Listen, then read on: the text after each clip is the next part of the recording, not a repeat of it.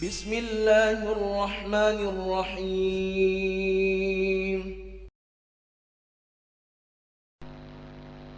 الحمد لله الذي أعظم للمتقين أجورهم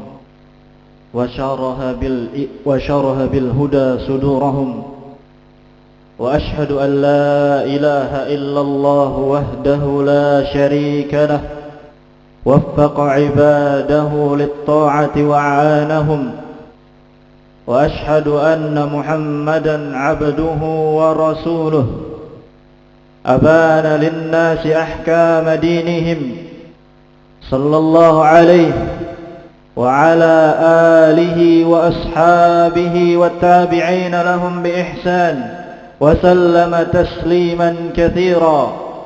أما بعد، فاتقوا الله معاشر المسلمين، فقد قال تبارك وتعالى في القرآن العظيم: يا أيها الذين آمنوا اتقوا الله حق تقاته ولا تموتن إلا وأنتم مسلمون. Jamaah salat Jumat yang dimuliakan oleh Allah Subhanahu wa taala,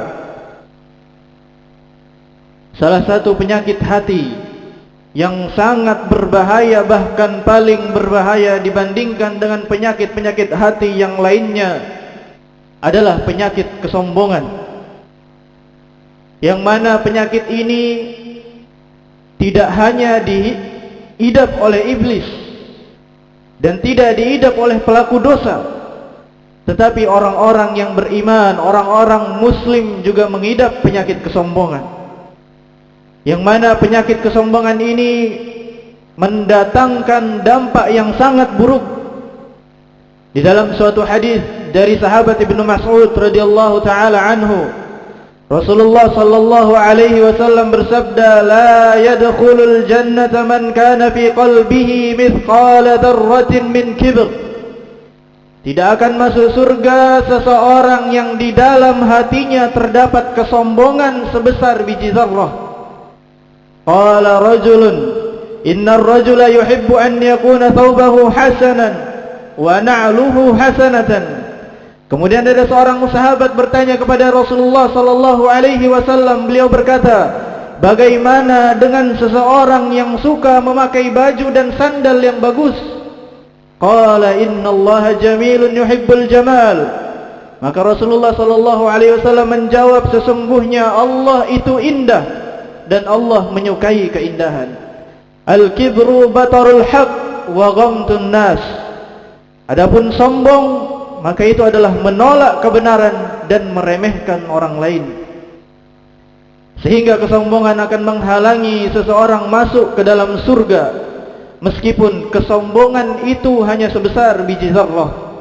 Dan zarrah di dalam bahasa Arab diartikan menjadi beberapa makna. Di antaranya makna zarrah itu adalah sebesar semut yang sangat kecil atau sebutir debu yang sangat kecil. Maka bayangkan hadirin yang semoga dirahmati oleh Allah Subhanahu wa taala, jika seseorang memiliki rasa kesombongan di dalam hatinya sebesar satu debu atau sebesar satu semut yang sangat kecil sudah menghalangi dirinya untuk masuk surga, maka bagaimana kalau kesombongannya penuh di dalam dadanya, penuh di dalam hatinya? Maka ma'asyiral muslimin rahimani wa rahimakumullah, apabila seseorang suka merendahkan orang lain, maka ini adalah salah satu indikasi yang paling nyata bahwa dia telah mengidap penyakit kesombongan. Dia telah mengidap penyakit yang sangat berat, penyakit yang tidak menimpa fisiknya akan tetapi menimpa hatinya.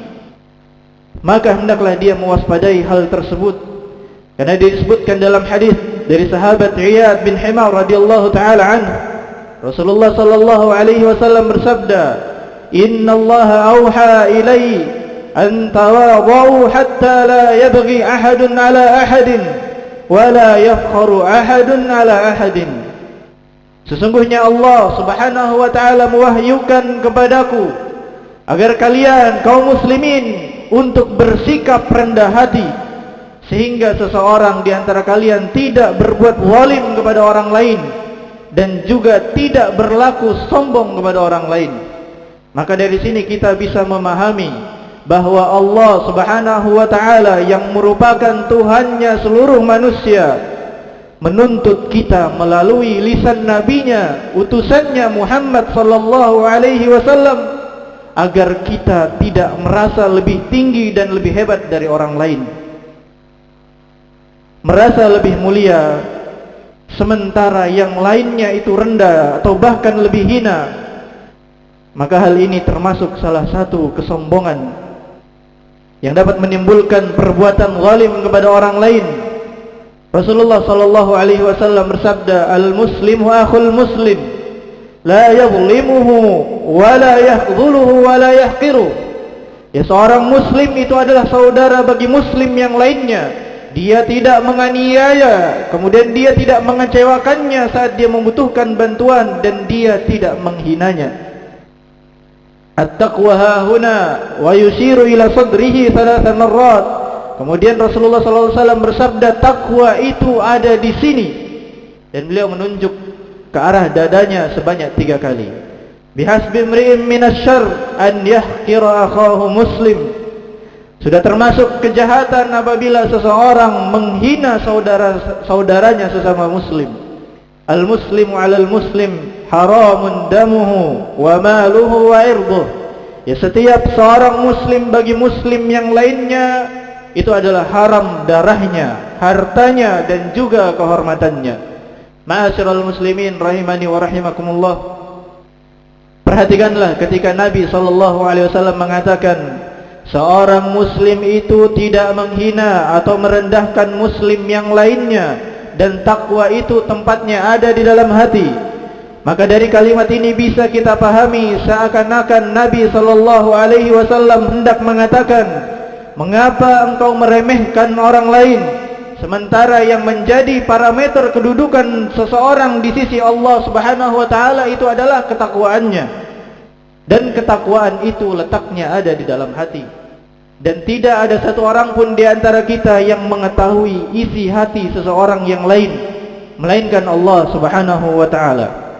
Bisa jadi kita melihat ada orang yang amalan zahirnya terlihat kurang, akan tetapi ternyata amalan hatinya sangat berkualitas. Dia memang tidak membangun satu masjid dengan uang pribadinya, dia tidak bersedekah kepada ratusan orang dengan dokumentasi dengan kamera, dia tidak terlihat ini, dia tidak terlihat melakukan itu. Akan tetapi ternyata hatinya begitu takut kepada Allah Subhanahu wa taala. Hatinya adalah yang paling ikhlas saat beribadah kepada Allah Subhanahu wa taala. Oleh karena itu, jangan sampai hanya karena amalan zahir seseorang kita merasa lebih mulia dan merasa lebih hebat dari orang lain. Di dalam suatu hadis disebutkan ada seorang laki-laki yang lewat di hadapan Rasulullah sallallahu alaihi wasallam. Maka Rasul pun bertanya kepada para sahabatnya, "Ma taquluna fi hadza?" Bagaimana pendapat kalian mengenai orang ini? Itu orang yang baru lewat barusan. Maka para sahabat menjawab, dia begitu berwibawa. Kalau dia meminang seorang wanita pasti diterima. Kalau dia memberikan rekomendasi pasti akan dipenuhi. Dan kalau dia berbicara pasti akan didengarkan. Maka Rasul pun terdiam. Lalu kemudian lewatlah seorang laki-laki dari kalangan fuqara, dari kalangan orang-orang fakir kaum muslimin. Maka kemudian Rasul pun bertanya kembali, "Ma taquluna fi hadza?" Bagaimana pendapat kalian tentang orang ini? Maka para sahabat menjawab, dia adalah orang yang kalau dia meminang seorang wanita akan ditolak. Kalau dia memberikan rekomendasi tidak akan digubris. Kalau dia berbicara tidak ada yang mau mendengar. Maka Rasulullah sallallahu alaihi wasallam bersabda, "Hadza khairun min mil'il ardi mithla hadza." Sesungguhnya orang yang kedua ini, orang yang fakir ini lebih baik daripada orang yang pertama tadi sepenuh bumi. Maka di dalam hadis Rasulullah sallallahu alaihi wasallam mengingatkan kita untuk tidak menilai orang lain dari sudut pandang keduniaan semata. Kebanyakan kita sama seperti kondisi sahabat, ya, menilai orang lain dari sisi hartanya, dari sisi jabatannya, dari sisi popularitasnya dan yang lain sebagainya. Yang mana ini semua adalah sudut pandang dunia. Beliau sallallahu alaihi wasallam mengajarkan para sahabat untuk mengubah cara pandang mereka kepada orang lain, mengubah kriteria dalam mengukur kemuliaan orang lain. Karena Allah Subhanahu wa taala berfirman, "Inna akramakum indallahi atqakum." Sesungguhnya orang yang paling mulia di antara kalian di sisi Allah adalah orang yang paling bertakwa. Oleh karena itu, hadirin yang dirahmati oleh Allah Subhanahu wa taala, jangan sekali-kali kita merendahkan orang lain. Jangan sekali-kali kita merasa mulia daripada orang lain. Jangan sekali-kali kita merasa hebat dari orang lain. Karena takwa itu letaknya di hati, dan tidak ada satupun dari kita yang mengetahui isi hati seseorang. Nafa'ani Allah wa iyyakum bihaddi kitabihi wa bisunnati nabiyhi sallallahu alaihi wasallam. Aqulu qawli hadza wa astaghfirullah li wa lakum.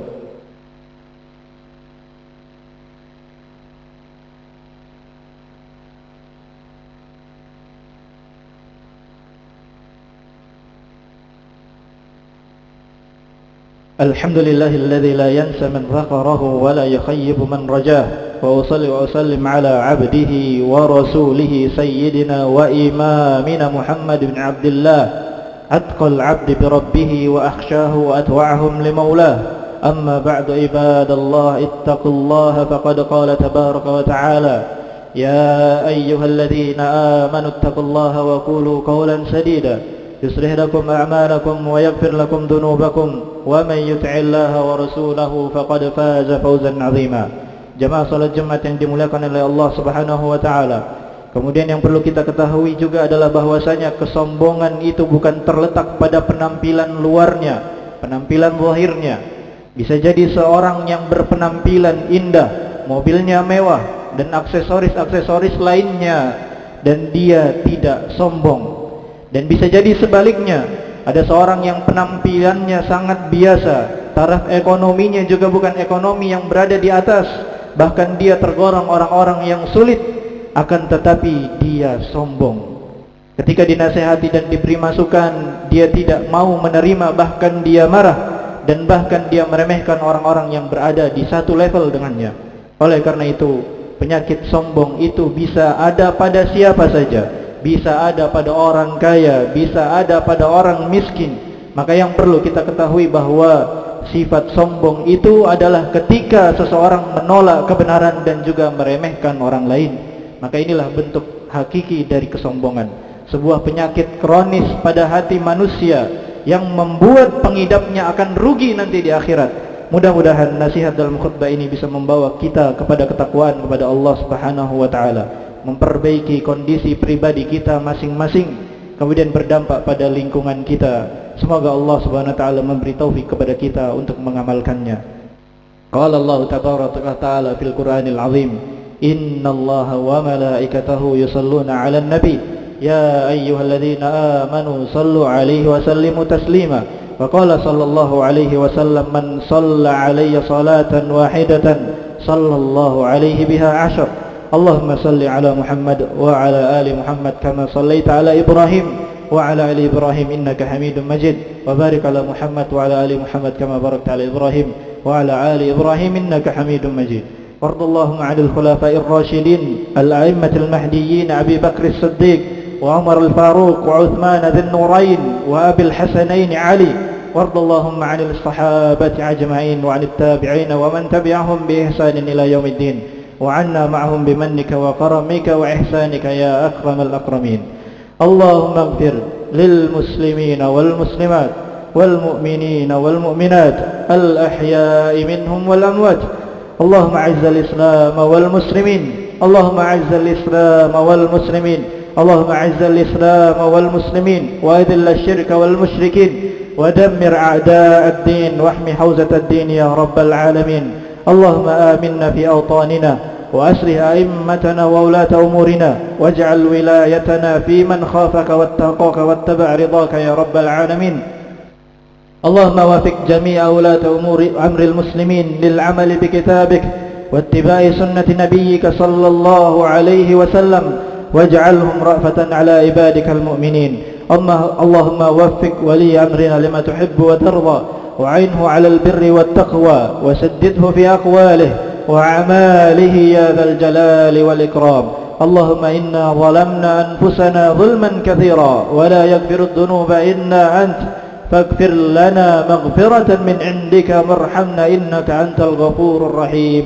ربنا آتنا في الدنيا حسنة وفي الآخرة حسنة وقنا عذاب النار. عباد الله اذكروا الله يذكركم واشكروه على نعمه يزدكم ولذكر الله أكبر والله يعلم ما تصنعون. قوموا إلى صلاتكم يرحمكم الله.